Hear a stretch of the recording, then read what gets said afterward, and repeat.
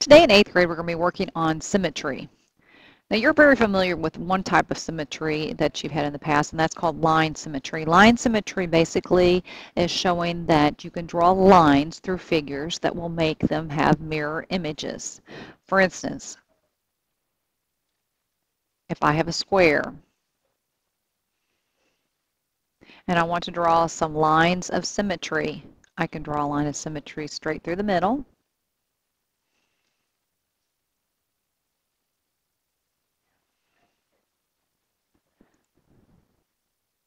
I can draw it going straight across. And I can draw diagonals, two diagonals. Because if I were to fold that square, it would be exactly the same image. I could fold it together and it would be exactly the same. Okay, so those are what you call lines of symmetry. So this square has actually 1, 2, 3, 4 lines of symmetry.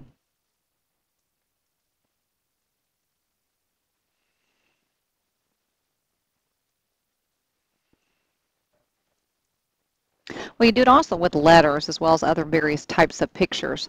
For instance, the letter H, capital letter H, has how many lines of symmetry? Okay, it'd have one going straight down the middle, and then you'd have another one going across.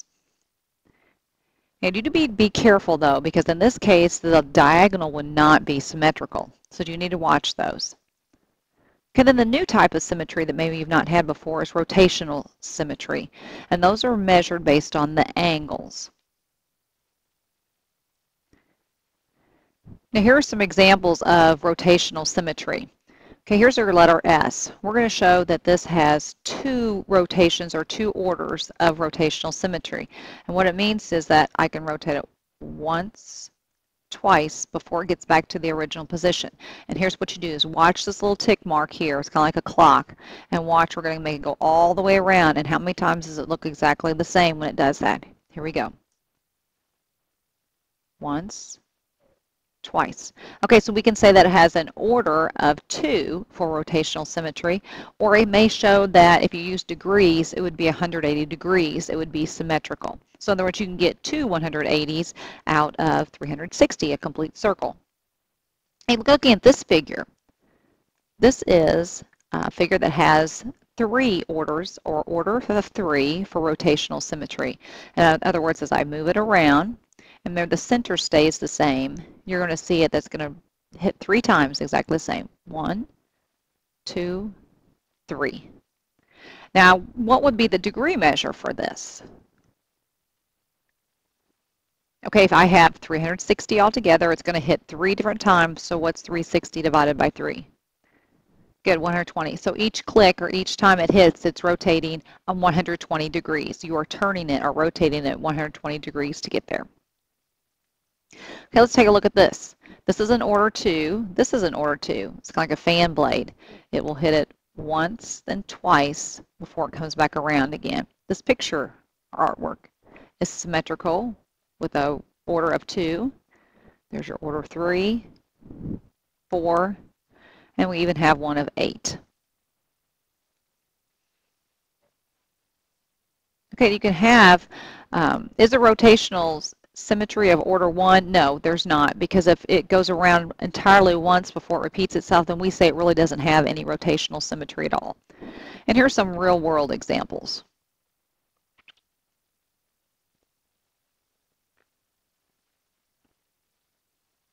So for your rotational symmetry, we can draw a picture of an S. And that S has order of 2 of rotational symmetry, or we could say it rotates on 180 degrees. In other words, I turn it 180 degrees, it's going to look exactly the same.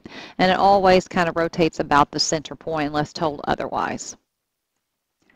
Okay, let's take a look at an example. Let's say that we're given a piece of art and we want to rotate it, having a rotational symmetry. In other words, we want to complete it. So we'll have rotational symmetry of 90 degrees, 180, and 270 degrees. So in other words, if I were to take this and rotate it around, what would it look like? So basically you're saying I would take this and then I would rotate it, but my rotation would really be about this center point. So what's it going to look like? In other words, the center point stays the same. And if we do so, it will look something like this. And since we're going counterclockwise, it would be to this side of it instead of clockwise, so it would be to the left. That would be near 90 degrees. Then we go 180, and then we go 270. Okay, so, or you could say that this would be a 90 degrees clockwise. Would finish it up.